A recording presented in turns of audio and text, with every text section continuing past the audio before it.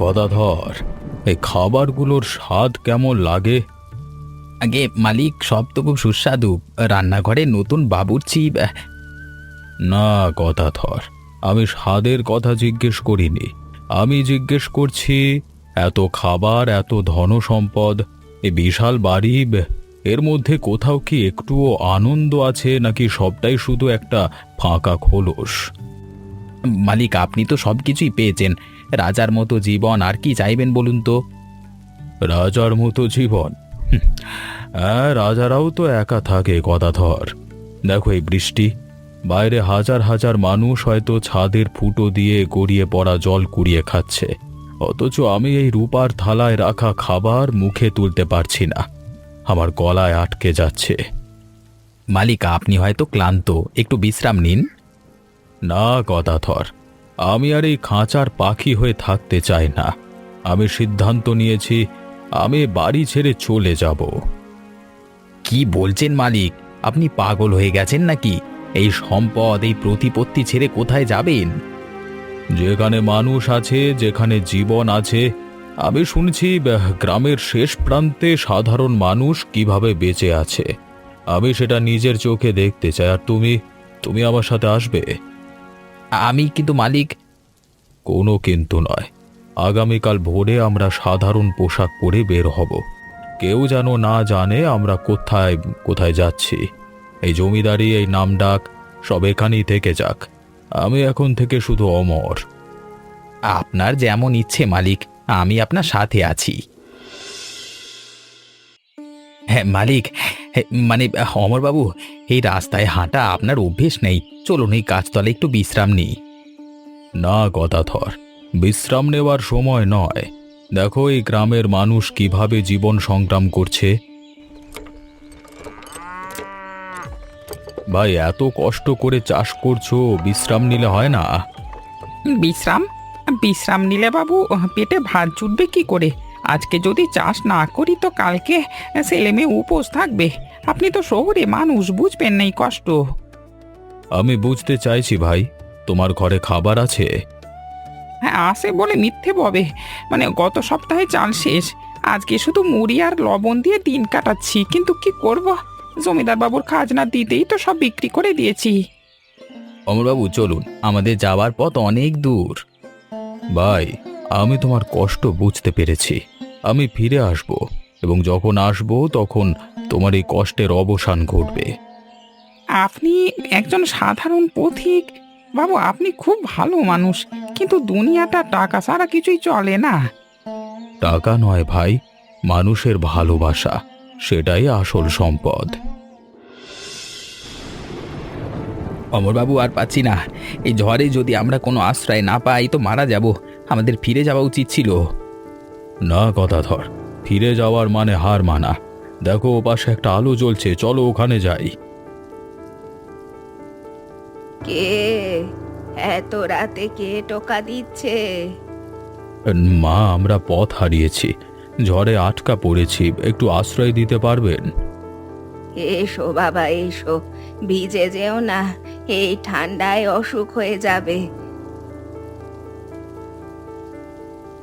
তোমার নিশ্চয়ই খিদে পেয়েছে, কিন্তু আমার ঘরে কিছুই নেই বলতে গেলে। শুধু এক হাঁড়ি মুড়ি আর লবণ আছে, সেটাই খেতে হবে। আপত্তি করবে না তো? মা, আপনি নিজের জন্য রেখেছেন?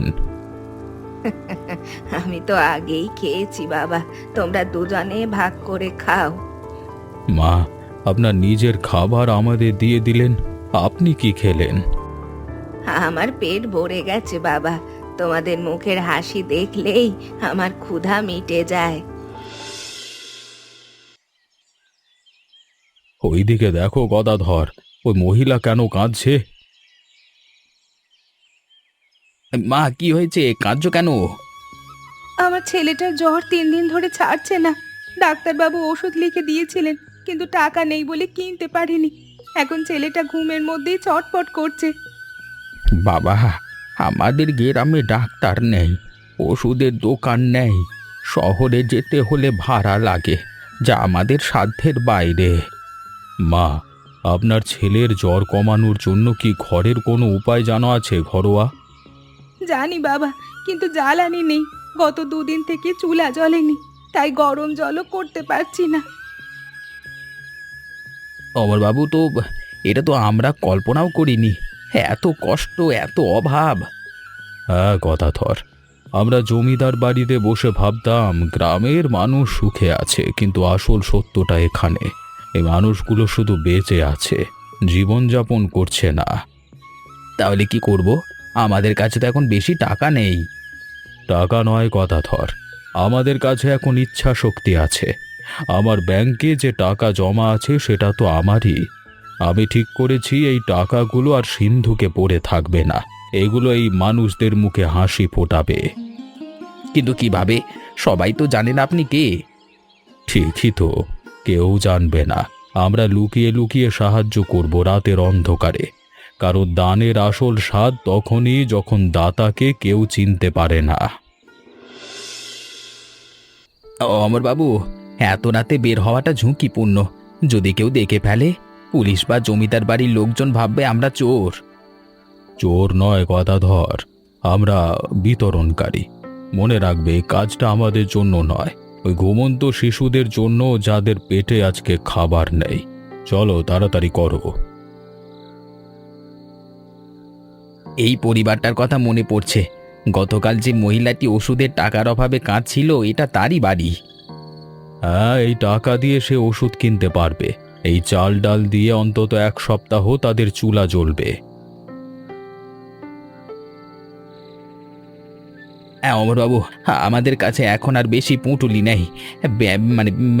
ব্যাংক থেকে যে টাকা তুলেছিলাম তার অর্ধেক শেষ। অর্ধেক? মানে আমরা এখনো অনেক মানুষকে সাহায্য করতে পারবো, কিন্তু গদাধর মনে রাখবে, এই টাকা ফুরিয়ে গেলে কি হবে? তাহলে তো আবার সেই আগের অবস্থা, মানুষ আবার কষ্ট পাবে। না গদাধর, টাকা ফুরিয়ে যাওয়া মানে সমস্যার শেষ নয়, বরং নতুন শুরু। আমি বুঝতে পারছি, শুধু মাছ দেওয়া নয়, মাছ ধরা শেখানো জরুরি। কিন্তু আজকের রাতটা শুধু মাছ দেওয়ার। চলো, শেষ কয়েকটি বাড়ি চলো।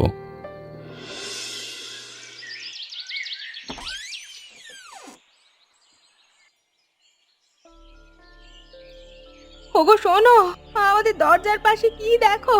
একটা পুঁটুলি।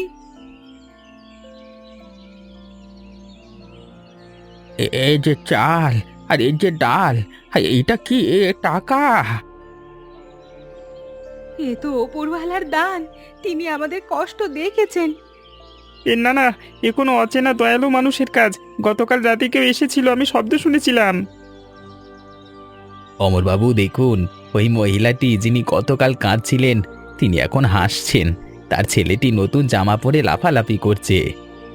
হ্যাঁ গদাধর, এই হাসির দাম কি আমার জমিদারির বাড়ির সব সম্পদের চেয়ে কম?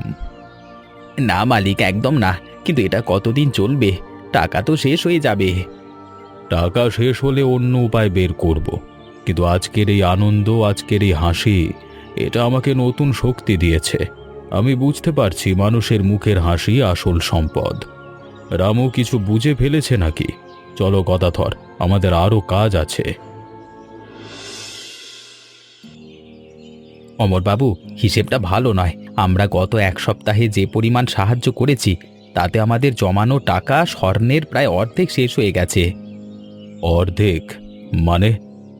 হ্যাঁ, গ্রামের মানুষের অভাব যে এত বেশি তা আমরা আন্দাজ করতে পারিনি। প্রতিদিন অন্তত 20টি পরিবারকে সাহায্য করতে হচ্ছে। এই হারে চললে আর মাত্র 2 সপ্তাহের মতো মাল থাকবে। তারপর আবার সেই আগের অন্ধকার, আবার সেই ক্ষুধার্ত শিশুদের কান্না। না না গদাধর, সেটা হতে দেওয়া যাবে না। কিন্তু উপায় কি? আমাদের কাছে আর তো কোনো সম্পদ নেই। জমিদারি বাড়ির সাথে সব সম্পর্ক ছিন্ন করে এসেছি। এখন আমরা সাধারণ মানুষ। সাধারণ মানুষের আয় দিয়ে এত বড় গ্রামের অভাব মেটানো অসম্ভব। আমি ভুল করেছিলাম গদাধর। আমি ভেবেছিলাম শুধু টাকা দিয়েই মানুষের কষ্ট দূর করা যায়, কিন্তু টাকা তো ফুরিয়ে যায়। আমাকে এমন কিছু করতে হবে যা চিরস্থায়ী। মানে আমাকে শুধু দাতা নয়, উপার্জনকারী হতে হবে। কিন্তু কিভাবে? আমি তো সারা জীবন কেবল আদেশ দিয়েছি, কাজ তো করিনি। আমার হাতে কাস্তে ধরবার শক্তি আছে কি? না, হাল ছাড়লে চলবে না। আমি পথ খুঁজে বের করবই করব।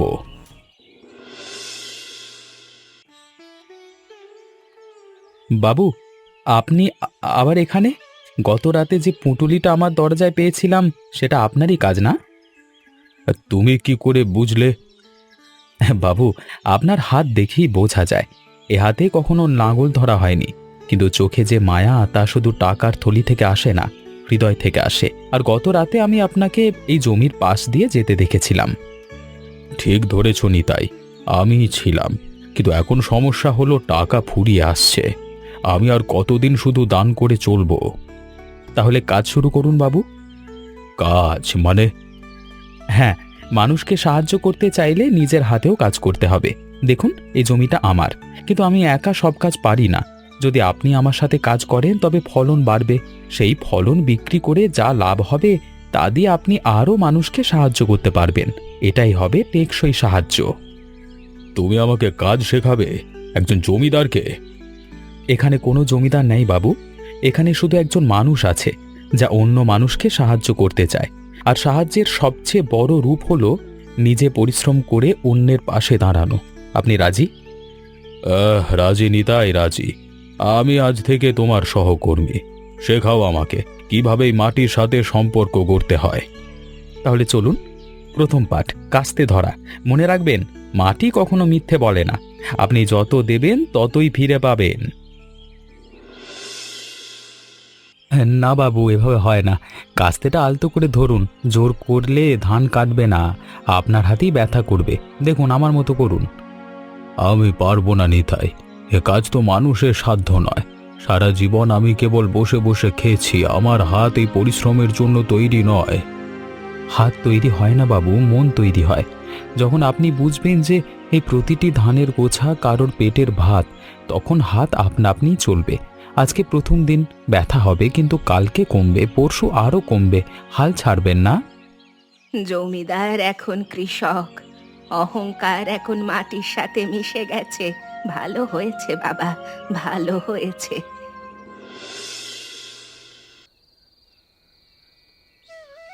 মা, আমাকে সাধারণ মানুষের মতোই দেন।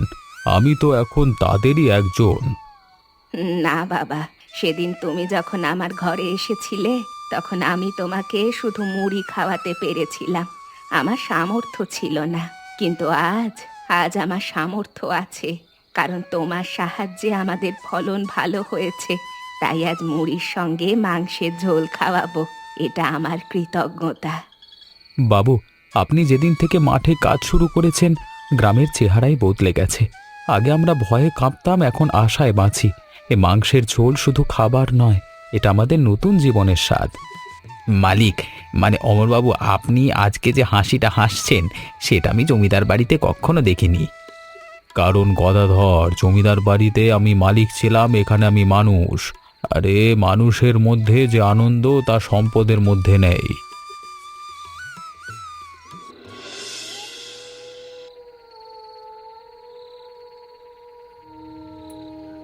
বাবা অমর, তুমি সত্যিই সাধারণ মানুষ নও। তোমার হাতে যে কাজের ছাপ তা একদিনে আসে না। আর তোমার চোখে যে দয়া তা টাকার থলি থেকে আসে না, হৃদয় থেকে আসে। কিন্তু আমার মনে হয় তুমি কিছু লুকাচ্ছ। মা, আপনি ঠিকই ধরেছেন। আমি লুকিয়েছিলাম কারণ আমি চেয়েছিলাম মানুষ আমাকে জমিদার হিসেবে নয়, মানুষ হিসেবেই দেখুক। জমিদার? তুমি? হ্যাঁ মা, আমি অমরনাথ রায় চৌধুরী, শহরের সেই বিশাল জমিদার বাড়ির মালিক। আমার কাছে অগণিত ধনসম্পদ ছিল, কিন্তু সেই সম্পদের মধ্যে আমি একা ছিলাম। নিঃসঙ্গতা আমাকে গ্রাস করছিল, তাই আমি সব ছেড়েই গ্রামে এসেছিলাম। তাই বলে তুমি আমাদের কাছ থেকে লুকিয়ে থাকবে? আমরা তো তোমাকে আপনজন মনে করি। মা, আমি লুকাইনি। আমি শুধু আমার অহংকার ত্যাগ করেছি। জমিদার বাড়িতে আমি মালিক ছিলাম, এখানে আমি সেবক। সেই পার্থক্যটা আমি বজায় রাখতে চেয়েছিলাম, কিন্তু আজকে আপনার প্রশ্ন শুনে বুঝলাম গোপনীয়তার প্রয়োজন নেই, সত্যটা জানা জরুরি। বাবা, তুমি জমিদার হতে পারো, কিন্তু আজ তুমি আমার ছেলে। যে ছেলে নিজে সুখ স্বাচ্ছন্দ্য বিসর্জন দিয়ে অন্যের মুখে হাসি ফোটায়, সে আমার কাছে রাজার চেয়েও বড়। তোমার এই পরিবর্তনই তোমার আসল পরিচয়। ধন্যবাদ মা, আপনার এই আশীর্বাদই আমার সবচেয়ে বড় সম্পদ। এখন ঘুমাও বাবা, আগামীকাল আবার নতুন দিন, নতুন কাজ। বাবু, এই ফলন দেখেছেন? গত বছরের চেয়ে দ্বিগুণ। আপনার পরিশ্রমই এর পেছনে কাজ করেছে। না নিতা, এটা আমাদের সবাইয়ের পরিশ্রম। আমি তো শুধু আমার অংশটুকু দিয়েছি, আর এই ফলনের লাভের যে অংশটা আমার পাওনা, সেটা দিয়ে আমরা গ্রামের সেই 3টি অসহায় পরিবারের ঘর মেরামত করে দেব। অমরবাবু, ব্যাংকে যে টাকা জমা ছিল তার সামান্য অংশ বাকি, কিন্তু আজকে দেখছি আমাদের আয় বেড়েছে। আমরা এখন নিজের পায়ে দাঁড়াতে পারছি। হ্যাঁ গদাধর, টাকা ফুরিয়ে যাওয়ার ভয় আর নেই, কারণ আমরা এখন টাকার উপর নির্ভরশীল নই। আমরা নির্ভরশীল আমাদের পরিশ্রমের উপর, আর এই পরিশ্রম থেকে যে আনন্দ পাচ্ছি তা কোনো সিন্ধুকের ধনে নেই। একদিন আমি সিন্ধুকে ধন জমাতাম, ভাবতাম এটাই সম্পদ, কিন্তু আজকে আমি মানুষের মনে ভালোবাসা জমাই। এই সম্পদ কোনোদিন ফুরবে না, কোনোদিন চুরি যাবে না, এটা চিরস্থায়ী। আপনি এখন আমাদের মধ্যের একজন বাবু। আপনি জমিদার নন, আপনি আমাদের অমর। নিতাই, আমি অমর, কারণ এই ভালোবাসার মধ্যে আমি অমর হয়ে থাকবো। জমিদারের অহংকার ত্যাগ করে সাধারণ মানুষ হয়ে ওঠা, পরিশ্রমের মাধ্যমে আত্মনির্ভরশীলতা অর্জন এবং মানুষের সেবায় জীবন উৎসর্গ করার মাধ্যমে প্রকৃত আনন্দ খুঁজে পাওয়া, এই গল্পের মধ্যে ফুটিয়ে তোলা হয়েছে। কেমন লাগলো অবশ্যই কমেন্ট করে জানাতে ভুলবেন না। এমনই মজাদার গল্প দেখতে আমাদের চ্যানেলটিকে সাবস্ক্রাইব করতে ভুলবেন না যেন।